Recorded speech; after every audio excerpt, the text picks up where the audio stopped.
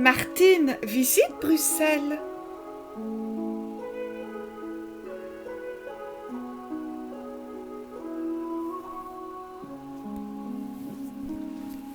Ça y est, aujourd'hui, Martine et ses amis partent visiter Bruxelles. Accompagnés de la maîtresse, ils vont de découverte en découverte. Tout les enchante, la Grand Place, le musée du costume et de la dentelle, la Mini-Europe et l'Atonium, où une magnifique surprise les attend. Dans la maison de Victor Horta, ils se familiarisent avec l'art nouveau et au Muséum des sciences naturelles, ils découvrent les iguanodons. Une dernière étape les emmène jusqu'aux merveilles Serre-Royale. Avant de partir, ils feront bien sur un dernier petit tour aux Galeries Royales.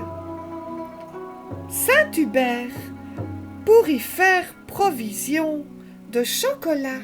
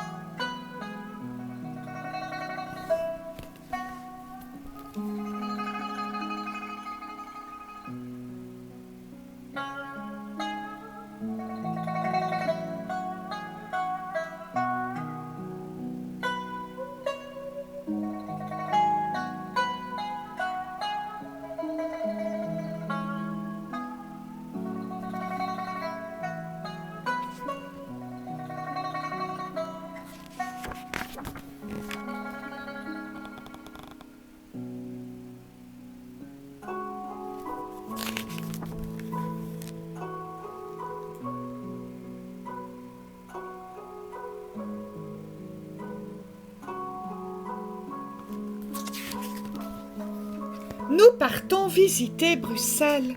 À l'école, on parle depuis longtemps de ce voyage scolaire. Aujourd'hui, ça y est, départ dans 5 minutes. Alice, notre maîtresse, a trouvé beaucoup de documentation. Elle va nous guider avec Odile, notre accompagnatrice. Bien sûr, je sais que Bruxelles est la capitale de la Belgique et que plus d'1 million de personnes y habitent. Je sais aussi que le siège de la communauté européenne s'y trouve, mais je ne savais pas que la fleur sur le drapeau de la région bruxelloise était un iris jaune, une petite fleur représentant une grande ville. Bizarre, non ?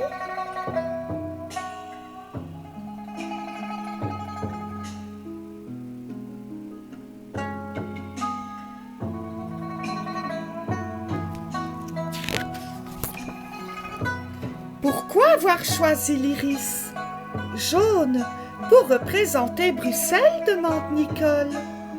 Parce que la ville a grandi sur des marais, près d'une rivière, nous dit Odile. L'iris jaune pousse dans les marais, et il y en avait beaucoup dans la région depuis des milliers d'années.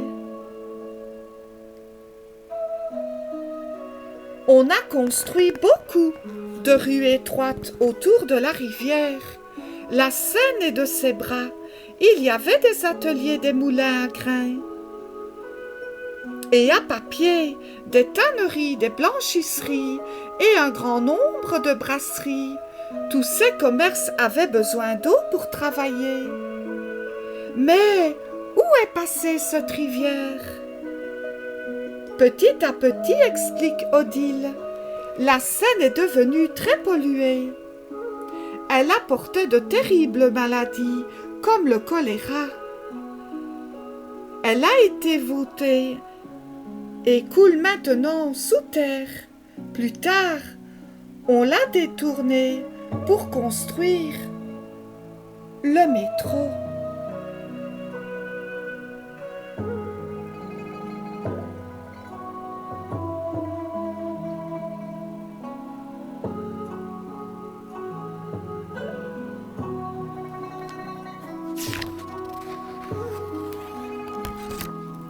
la grand-place. Dans le car, je me suis assise à côté de Nicole. Nous voici enfin arrivés à la grand-place. Comme c'est beau, on se croirait au temps des châteaux. Et des princesses, où sont les carrosses tirés par de grands chevaux?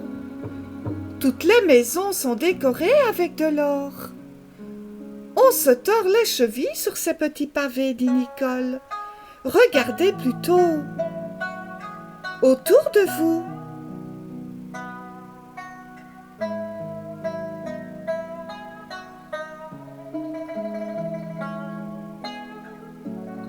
Regarde plutôt autour de toi.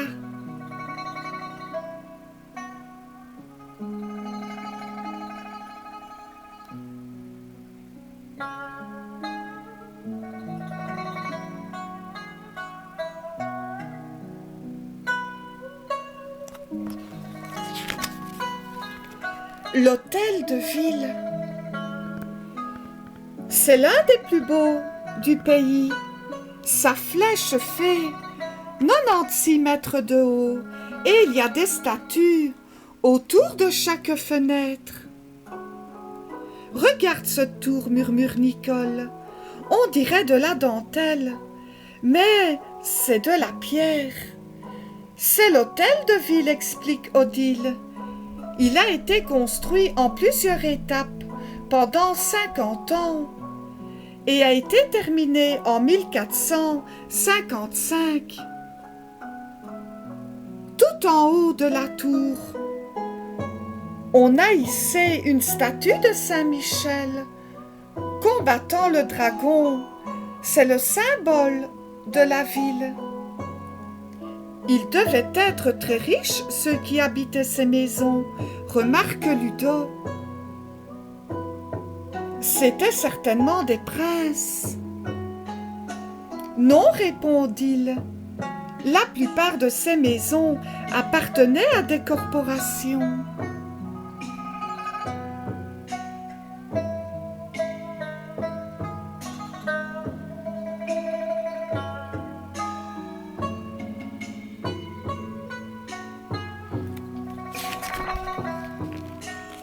Ludo me regarde et je regarde Ludo. C'est quoi une corporation?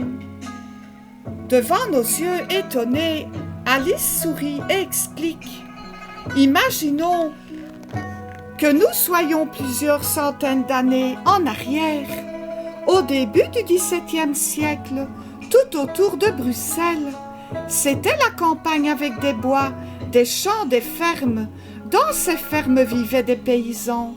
Le fermier qui cultive le blé a besoin du meunier pour moudre les grains en farine, et pour avoir du pain, le meunier a besoin du boulanger.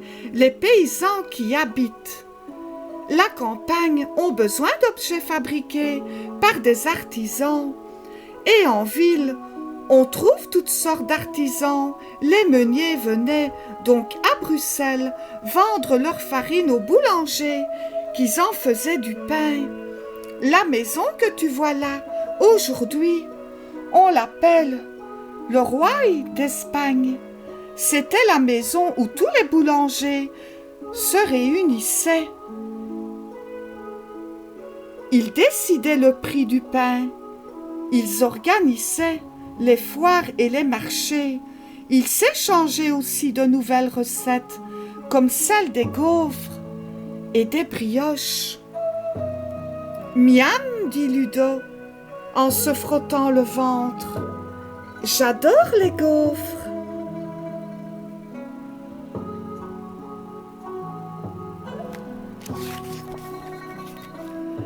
Alors chaque métier avait sa corporation.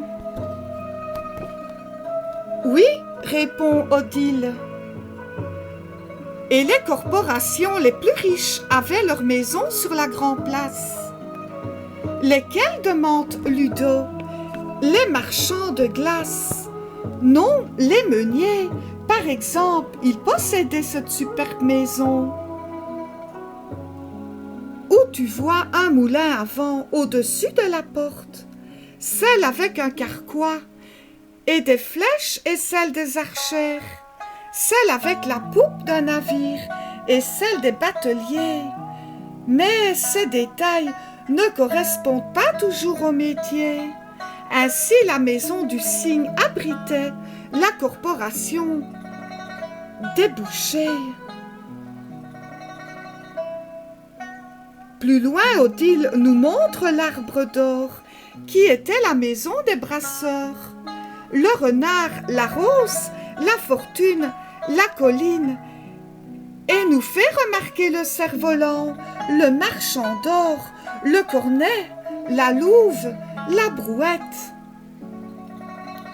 À une époque où la publicité n'existait pas, c'était par des sculptures et les dorures de la façade que l'on se faisait connaître et respecter.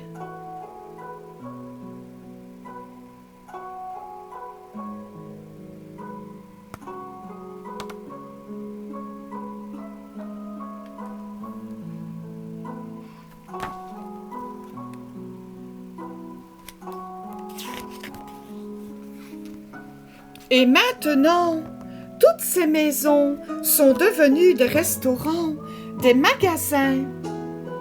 C'est récent, dit Alice. Il n'y a pas si longtemps. Elles étaient louées en plusieurs appartements. D'ailleurs, un écrivain célèbre y habitait vers l'année 1850, Victor Hugo. Dans quelle maison, demande Nicole, pendant que je réfléchis pour savoir où j'ai déjà entendu ce nom-là. Au numéro 26, dit Odile, montrant une très belle maison. Aujourd'hui, c'est devenu un magasin de dentelle. Tout à coup, je me suis rappelé comment je connaissais le nom de Victor Hugo. C'est lui qui a écrit Notre-Dame de Paris. Bravo, s'écrie Odile. Tu l'as lu? Non, mais j'ai vu le dessin animé. Moi aussi, je l'ai vu, dit Nicole, avec Quasimodo et Esmeralda. Nous nous sommes précipités pour admirer les dentelles. Et si j'achetais un collier de dentelle pour mon chien Patapouf, quelle tête il ferait?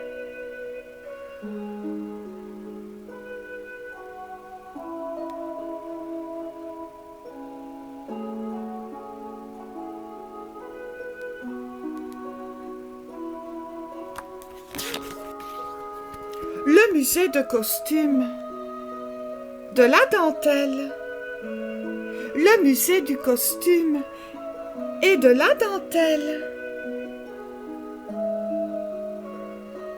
Nous quittons la grande place, ses vitres et ses terrasses de café. Odile nous emmène à quelques pas de là. Dans une maison ancienne, à chaque étage, nous découvrons des costumes de toutes les époques. Des robes comme du temps de la mamie de mamie, dit Ludo. Je me verrai bien dans celle-ci, dis-je. Il y a aussi des bonnets, des rubans, des éventails en dentelle, bien plus anciens, tous plus beaux que les uns que les autres. Ces dentelles ont été réalisées au fuseau, nous dit Odile. Les fuseaux sont des petites bobines de bois, autour desquelles sont enroulés les fils. Les motifs étaient si fins qu'il fallait des centaines d'heures pour réaliser un mouchoir. C'était la grande spécialité de Bruxelles. Jusqu'en 1900, on venait du monde entier pour les acheter.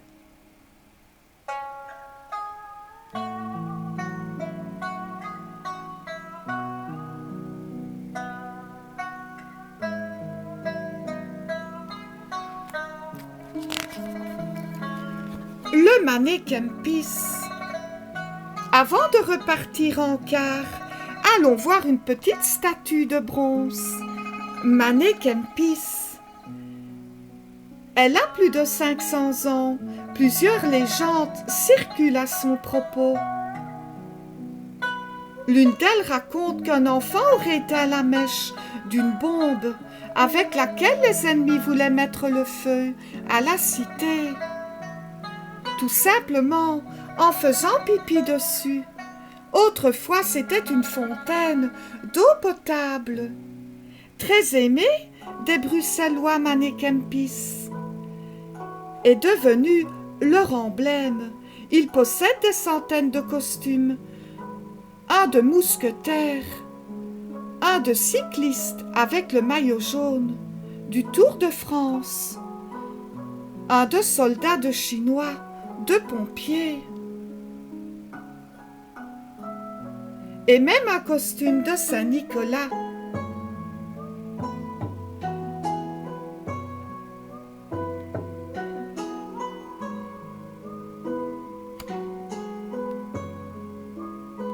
Le père Fouettard, dit Martine.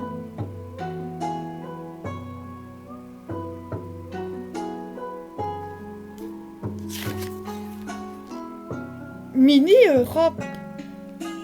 Remontons dans le car, dit Odile. Je vous emmène faire le tour de l'Europe. Mais c'est très loin, s'exclame Nicole. On n'aura pas le temps. Si, répond Odile.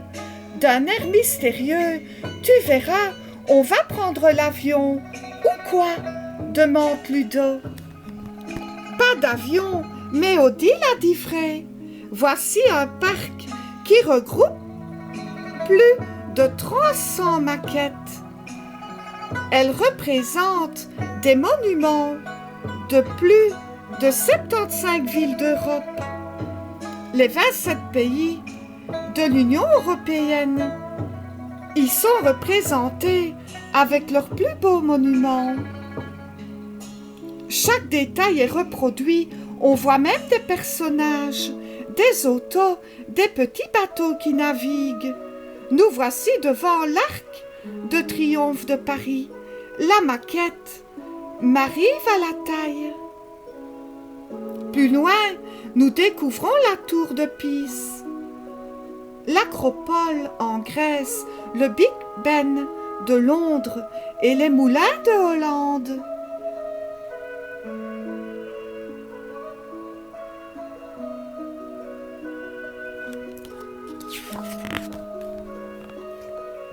Et cette montagne, qu'est-ce que c'est? Demande Ludo. C'est le Vésuve, un grand volcan d'Italie. Regarde, il y a un bouton. En poussant dessus, Ludo et moi, nous déclenchons une éruption volcanique.